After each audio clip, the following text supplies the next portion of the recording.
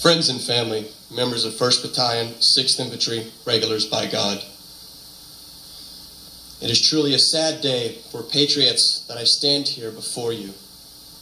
However, in the midst of this dark hour, I find myself being honored with the privilege to speak at the last ceremony of my fallen comrade, a warrior in whom seemingly knew no fear and refused to compromise any doubt or notion of hesitation to thrusting himself into the breach in disregard of his own life.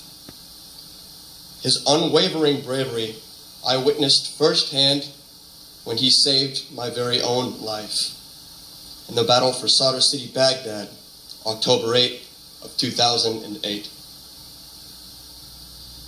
It was with a soothing voice and a reactive posture that Sergeant Williams allowed my lungs to have breath when the bullet penetrated my ribs and collapsed my ability to breathe.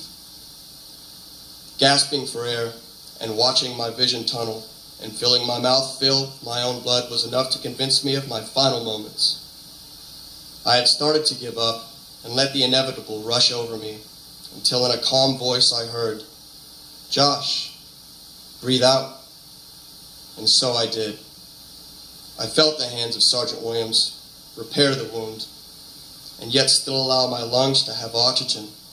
I felt the life rush back into me, and all I could hear was Eric's voice of reassurance.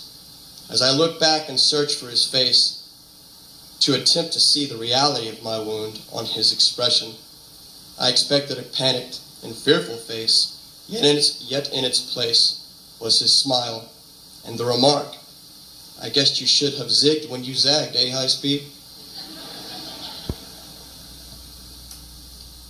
It was a smile that we have all come to know that will calm the most terror and desperation one could ever feel. He continued to speak. However, he didn't need to say anything else, because I knew Eric had my life in his intensely capable hands.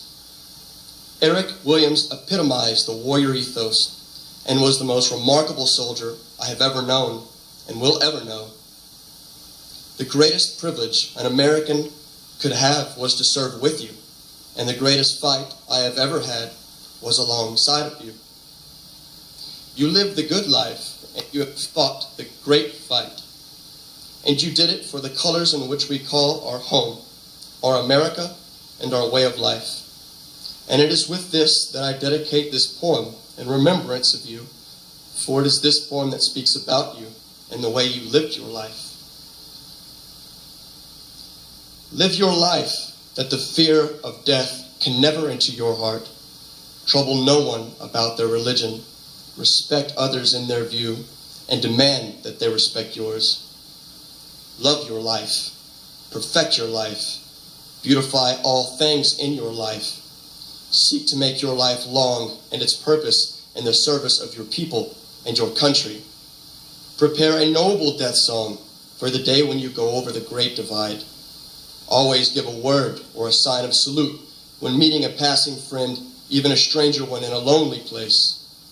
Show respect to all people, yet grovel to none. When you arise in the morning, give thanks for the food and for the joy of living. If you see no reason for giving thanks, the fault lies only within yourself.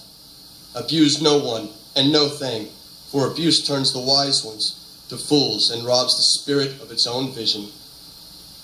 And last, when it comes your time to die, be not like those whose hearts are filled with the fear of death, so that when their time comes, they weep and pray for a little more time to live their lives over again in a different way.